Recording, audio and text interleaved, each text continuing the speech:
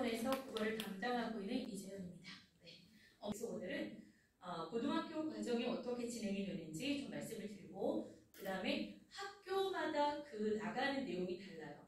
교과서는 같아도. 그래서 지금 어머니들 중에는 아마 세화고를 생각하시는 분도 있고요. 세화여고도 있을 거고요. 그 다음에 현대고도 있을 것 같아요. 제가 오늘은 현대고까지 좀 이야기를 해드리려고 합니다. 그러니까 한 20분 정도 간단하게 말씀을 드릴 건데요. 아마 시간이 부족할 수 있을 것 같아요. 그러면 나중에 각 학교 또 내신 설명회가 있거든요. 내년에. 그때는 좀 더 심화하고 오늘은 간단히 어머니들이 보내실 아이들 학교 어떻게 준비해야 되는지 말씀을 드리도록 하겠습니다. 우선은 어머니들 제 설명회 자료를 보시면요. 이거랑 거의 똑같을 거예요. 예, 보시면 고등학교 국어, 중등국어와 어떻게 다른가라고 제가 지금 3페이지 정도 있을 것 같아요. 보이시나요? 2페이지에 있나요, 어머니들? 가장 큰 차이가 뭐라고 어머니들 생각을 하실까요? 교과서의 양이 좀 달라졌어요. 중학교는 1, 2, 3, 4, 5, 6으로 되어 있죠. 그래서 5, 6이 중3일 거예요. 근데 고등학교 교과서는 한 권입니다. 그래서 1학기 배우고 버리면 큰일 나요. 2학기에 배울 부분들을 안 나갔기 때문에. 그래서 교과서의 양은 현저히 줄어들어요. 봤을 때. 근데 문제가 뭐냐면은 고등학교 교과서는 그 내용만으로는 절대 좋은 점수를 받을 수 없다는 거죠. 제가 미리 좀 예를 들어 드릴게요. 이번에 사실 어머니는 반포고등학교가 일반고인데도 불구하고 상당히 어려운 국어시험입니다. 미리 말씀을 드리면 반포고를 모르시는 분들이 이런 말씀하세요. 반포고 시험 되게 쉽던데? 아니요. 제가 여기에서 수업을 한 지가 그 프로필에 제가 2012년부터 2022년까지 이 지역 1등급과 그 다음에 내신 1등을 가장 많이 배출해서 자신있게 쓴 이유가 있어요. 초창기에 반포고등학교 1등 지금까지 다 저한테 있거든요. 근데 처음에는 사실 내신이 쉬웠어요. 그래서 연락에 자습 서문지 풀리고 똑같은 말 계속하고 정리 잘해주면 100점 받아요. 근데 바뀌었어요. 완전히. 작년에는 아이들이 10컷 정도의 문제가 나왔는데 예를 들면 규원가라는 작품 들어보셨을 거예요.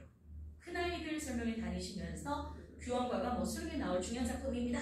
이런 말들 들으셨을 텐데 작년에는 원문으로 반포고가 규원가가 나왔는데 올해는 또 대박 사건이 벌어졌어요. 2020년 수능에 나왔던 월선원 16경가라는 노래가 있거든요. 근데 그거를 선생님들이 내셨어요. 근데 그거를 미리 예고도 안 하고 나올 거라 예상도 대부분의 선생님은 못 하셨을 거예요. 이유가 뭐냐면 상충곡이라는 작품을 이번에 시험을 봤는데 상충곡과 늘 연결되는 작품은 상충곡과 연결되는 건 무조건 관동별곡, 면학정가 이 정도였어요. 근데 이번에 월선은 16경가라는 2020년 수능 작품을 떡하니 내신 거예요. 근데 저희들은 제가 미리 했어요, 사실. 왜냐면 저는 사실 이 지역에서는 고1, 2 내신을 하고 있지만 다른 지역에서는 제가 고3 수업만 하고 있거든요. 근데 그게 이제 내신 때문에요. 왜냐면 제가 다른 지역도 1, 2를 해버리면 내신 때 이게 겹쳐버리다. 예전에 한번 그런 적 있었거든요. 그래서 어떤 학교는 이틀 전에 직보를 해야 되는 그런 상황들이 있어가지고 그게 너무 싫어서 무조건 3학년만 합니다. 다른 지역은. 유일하게 지금 중도고 하나만 하고 있고. 근데 이번에 시험을 보면서 느낀 게 이번 기말은 더 기가 막히겠구나라는 생각을 했습니다. 네, 반포고 이야기 이 정도를 하고 나중에 다시 얘기해 드릴게요. 그 다음 말씀을 드린 것처럼 어떤 식이냐면 무조건 고등학교 과정은 교과서 바뀌어요. 예를 들어 드릴게요. 지금 다른 학교 두 곳이 있는데요. 현대고등학교랑 세화여고는 부교재라는 게 또 있습니다. 그게 아마 내년에도 안 바뀔 거예요. 근데 그 학교들의 특징이 뭐냐면 현대고부터 조금 말씀드릴게요. 현대고는 교과서 관련된 작품을 같이 연결해서 책을 이만큼 만들어요. 이만의 두께가. 근데 이거를 1학기 절반, 2학기 절반으로 배웁니다. 그래서 교과서 작품이 예를 들어 미스터방이라는 작품이 있다면 미스터방이 최만식 거거든요. 그와 관련된 태평천을 뒤에 넣어버려요. 그리고 그와 관련된 모의고사, 걔가 나왔던 모의고사를 뒤에 실는 그런 교재 형태고요. 그 다음 세화여고를 보내실 어머니들 좀 많으실 거예요. 세화여고 같은 경우는 어떤 형태냐면 부교재가 있습니다. 세화여고도. 세화여고 부교재는 예를 들어서 문법이 1학년들은 의문의 변동, 문법 요소, 의문의 변동, 문법 요소. 문법 요소가 뭐냐면은 높임법, 시제, 그 다음에 시제하고 높임법, 피봉사고 이 정도예요. 그 다음에 또 한글 맞춤법, 그 다음에 고전 문법이거든요. 근데 세화, 여고, 그 부교재는요, 문법의 전 영역이 다 들어가 있습니다. 그리고 현대시가 어떻게 나오냐면 사조별로 그 시대의 유행 흐름에 따라서 사조별로 뭐 생명파, 그 다음 뭐 참여시 이런 식으로 책을 만드셔가지고 이거를 1년 내내 나가요. 그 다음 고전 시가가 맨 앞에 있습니다. 근데 그 나오는 내용들이 다 뭐냐면 모의고사도 출려 있는데 실려 있는 모의고사가 고11이 아니라 고3 모의고사예요. 그러니까 좀 특이하다는 거 미리 좀 말씀드립니다. 그 다음에 세화고등학교는 교재가 없어요. 부교재가. 2학년 있는데 프린트로 나가는데 교과서 외가 굉장히 많이 나온 학교긴 한데요. 비문학 지문을 고2 거, 고3 거의 안 주고요. 고2 거 중에 어려웠던 지문을 주고는 그걸 수업을 하십니다. 진도가 어느 정도 나갔을 때. 그래서 이 세 학교 정도가 부교재가 있고 또 하나가 있는 참 생각해보니까 동덕여고가 부교재가 있습니다. 동덕여고 보내신 어머니들 있을지 모르겠는데 동덕여고는 모의고사를 이렇게 편집을 해서 만드세요. 그래서 이 네 학교만 부교재가 있다고 말씀을 드릴 수 있고요. 근데 이제 보셔야 될 것들이 뭐가 있냐면 고등국어에서 출제 유형을 제가 뭐라고 썼냐면 작품 내용 더하기 핵심 원리에 해당한 모든 문학작품이라고 썼어요. 문학의 경우. 그러면 아까 말씀드린 것처럼 어떨까요? 주제면에서 유사한 작품이 있다면 어떤 거든 낼 수 있다는 거죠. 근데 어머니들도 물으세요. 그럼 선생님, 저 모든 작품들을 우리아이가 무조건 다 암기하거나 외워야 되는 그게 아니죠. 가장 중요한 건 본문이에요. 본문에 대한 완벽한 이해, 개념, 원리, 해석할 줄 알면 충분히 외부 지문이 나와도 풀 수 있어요. 근데 어쨌든 간에 출제 원리는 모든 문학작품이라고 말씀을 드릴 수 있습니다. 그 다음에 보면은 어떻게 다른가라고 되어 있는데 가장 중요한 거 고등국어는 꼼꼼하게 상당히 방대한 양을 공부해야 된다는 거.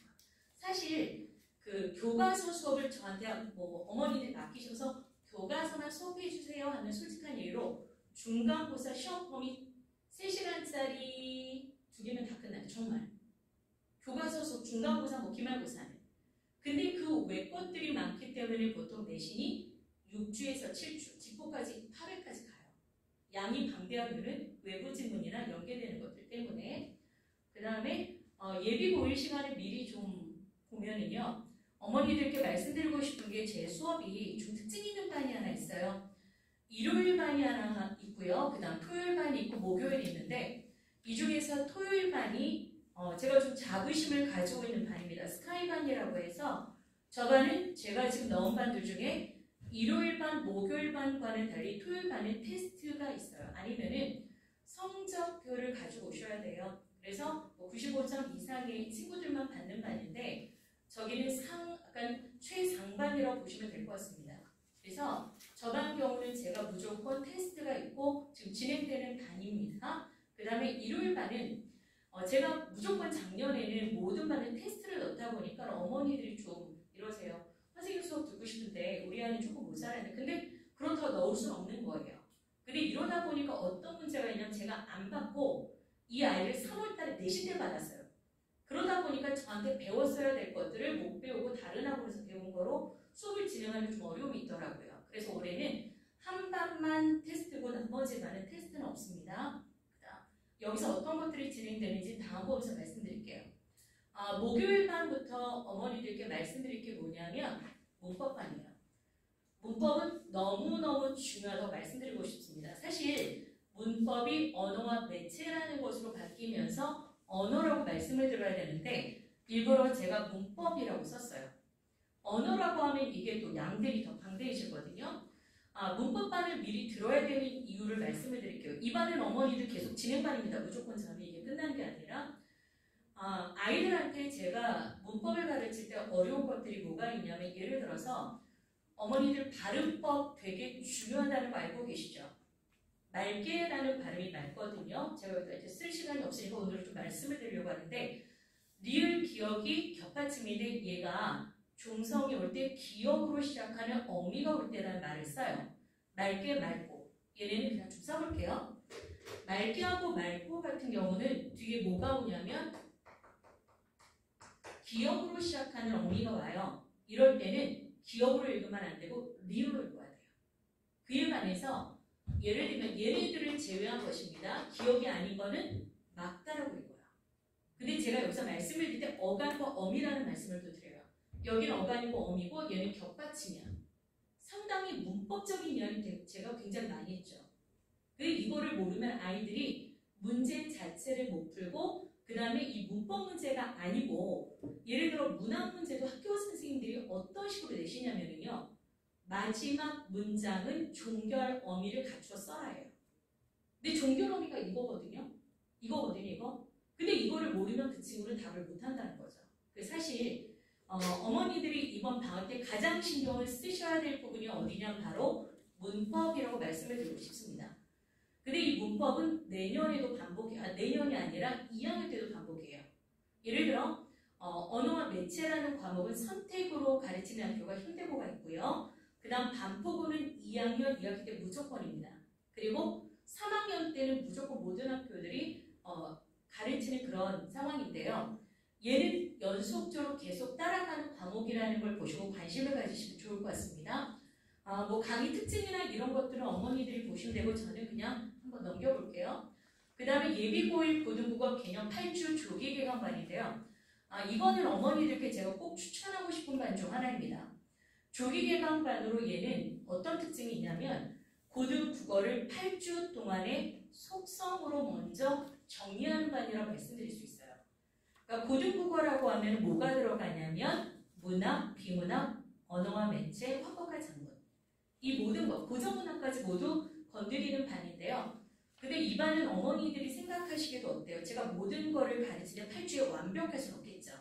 근데 나는 좀 부족함이 있어. 한 번 더 배우고 싶어하는 친구들은 적극적으로 제가 추천하는 반입니다.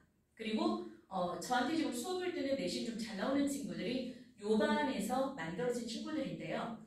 이 반 같은 경우는 1학년 1학기 내신 수능 국어에 필요한 필수 개념 이런 것들을 좀 다지는 반이라고 보시면 될 것 같아요. 그래서 이 반은 8주 동안 진행이 되고요. 8주 후에는 현대시부터 다시 심화 수업이 진행되는 반입니다. 그러니까 요거는 전체적으로 먼저 진행이 되고 그 이후에는 현대시, 현대소설, 문법 이런 식으로 진행이 된다고 말씀을 드리고요. 그 다음 반이 이게 토요일에 있는 반인데요. 이건 아까 말씀드린 스카이 반이에요. 그래서 이 반은 시험을 보거나 또는 성적표를 가지고 오셔야지만 들어올 수 있는 반인데요. 이 반에 대해서 어머니들께 제가 좀 추가 설명 좀 해드릴게요. 지금 보면은 정규반 현대시가 6주로 되어 있는데 방학 동안 5주가 완성이고요. 그 다음에 현대소설도 5주로 할 거예요. 이유가 있어요. 내신 때문에요. 얘를 6주로 진행하면 내신을 3월 말에 진행해야 돼요. 그럼 3월 말은 너무 늦거든요. 그래서 저는 얘를 6주라고 썼지만 5주에 진행이 되고 나머지 2주는 중간고사 끝나고 2주 동안에 고난이도 문제로 얘네를 싹 정리할 거예요. 그래서 오히려 이게 더 커리상으로 좋을 거라는 생각이 듭니다. 다시 한번 말씀드리면 6주라고 되어 있지만 5주 진행이 되고 중간고사 이후 2주 동안 애들 놀려고 하거든요. 그때 고난이도 문제로 현대고난이 싹 정리가 되는 거예요. 그 다음에 이 반의 특징을 말씀드리면 사실 중구난방으로 가르칠 수도 있어요. 이것도 다 저것도 할 수 있는데 그럼 아이들 머릿속에 남는 것도 없어요. 그래서 저 같은 경우는 이 현대시반하고 현대소설반은 시대별로 정리가 됩니다. 아까 제가 세와 여고 살짝 말씀드렸죠. 세와 여고는 시대별로 전개가 돼서 부교재를 만들었다고. 그런 구성이라고 보시면 될 것 같아요. 그래서 문학이 시대별로 정리가 되는데 예를 들어 1주차를 보면 현대시 개념과 필수문학 분석, 연대별 주요 작가, 주요 작품인데 근데 이런 테마가 있어요, 어머니들. 시의 화자, 시라는 게 있고 두 번째 테마는 시의 표현 이런 식으로 테마가 있고 그에 관련된 작품들을 또 같이 시대별로 연결합니다. 그래서 여기 특징이라고 말씀을 드릴 수 있고요. 그 다음에 강의 계획은 이렇고 또 하나 제 수업의 특징이라 말씀드릴 수 있는 게 무조건 매시간 단편 소설이 되었던 비문학 지문이 되었던 비문학 지문은 3,000자 이상의 글이에요. 그래서 그걸 반드시 읽고 그냥 읽었구나가 아니라 요약이나 아니면 OX 시험을 봅니다. 그러니까 보통 아이들한테 읽어하면 읽었어요 이렇게 하고 넘어가요. 그래서 저 같은 경우는 이것이 OX로 진행이 된다는 걸 말씀드리고 지금 중요한 작품 하나 눈에 띄어서 말씀드릴게요. 여기 황만근이 이렇게 말했다와 우리 동네 김씨 보이시죠?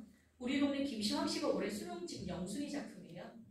근데 이거를 왜 말씀드리냐면 고1 때 배우는 작품들이에요. 저기 말씀드린 게.